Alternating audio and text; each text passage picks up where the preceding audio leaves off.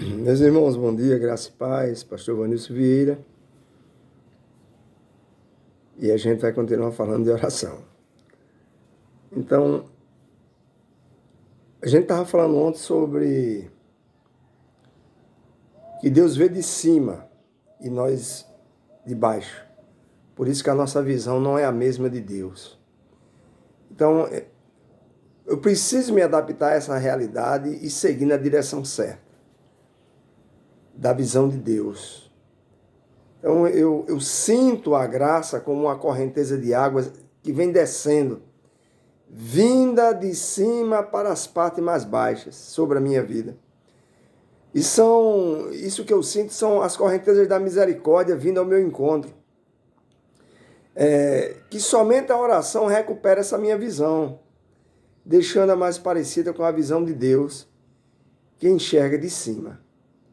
Então, olha só, Deus está sempre me dando atenção. Ele está dizendo assim, parem de lutar. Saibam que eu sou Deus. E às vezes Deus nos convida a tirarmos férias, deixando de querer ser Deus e permitir que Deus seja Deus para nós. Porque nós não temos o controle de nada, mas às vezes a gente quer o lugar de Deus, controlar tudo. Ele está dizendo, ei, tire férias. O salmista escreveu no Salmo 46, verso 10, aquietai-vos e sabei que eu sou Deus. Então Deus nos convida para fazermos uma pausa, de parar de pensar como se fôssemos Deus. Você nunca vai poder pensar como se fosse Deus. Deixemos o papel de ser Deus para Deus, porque Ele é quem tem o controle absoluto de todas as coisas. Então, a oração permite que eu admita as minhas falhas, as minhas fraquezas, as minhas limitações, diante daquele que responde, porque entende como sou impotente, com infinita misericórdia. Ele me alcança, ele me atinge. Então nós precisamos levantar dessa suposta cadeira que pensamos ter de executivo do céu e deixar Deus ser Deus na nossa vida. Então o pecado original de Adão e Eva nos faz lembrar que eles tentaram ser iguais a Deus e fracassaram. Então a Bíblia nos mostra pessoas que serviram a Deus em terra estrangeira. Abraão que partiu para uma nova pátria, Canaã. José sequestrado, dado como morto, preso, caluniado e depois se tornou governador do Egito.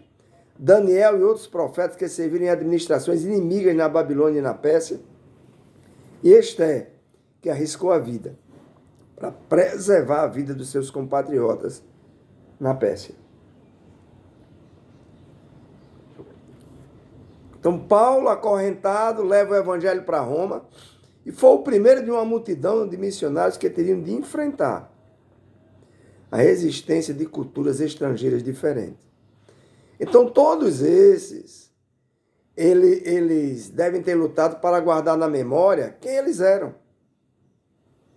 Eu estou em terra estranha, eu sou estrangeiro aqui.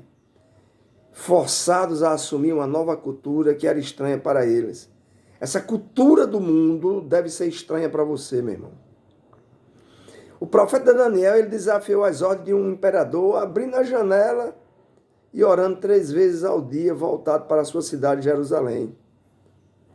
Então, para Daniel, para outros que viveram em terras estrangeiras, a oração era o principal lembrete de uma realidade que não era a que eles estavam acostumados. Eram como peixes fora d'água, estrangeiros naqueles países que eles estavam vivendo naquele momento.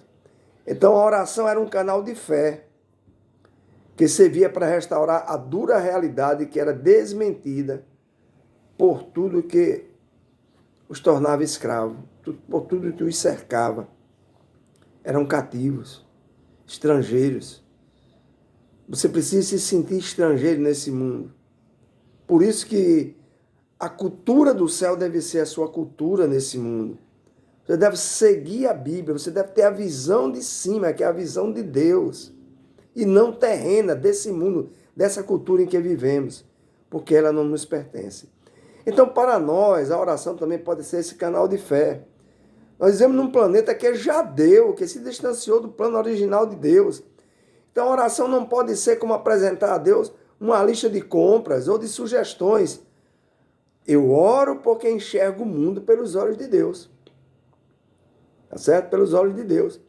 Filipenses, ele vai dizer assim, na oração, mudo meu ponto de vista, desviando-me do meu egoísmo.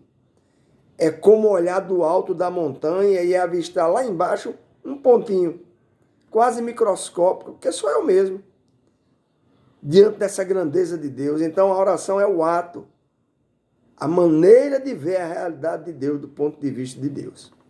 Então, meu irmão, pense nisso. A oração precisa mudar a sua maneira de enxergar. Não viva pela cultura do mundo, já era falida. O crente, a nova criatura, precisa viver o evangelho do reino. Mateus 5, 6 e 7. Esses 3 capítulos vão falar sobre o sermão da montanha, o evangelho do reino. É este evangelho, é esta cultura que o novo convertido, o que nasceu de novo, precisa viver. E não a cultura do mundo. Lembre-se, você está na contramão da cultura do mundo. Por quê? Você é apenas estrangeiro e forasteiro nessa terra. Que Deus em Cristo continue te abençoando. Pense nisso.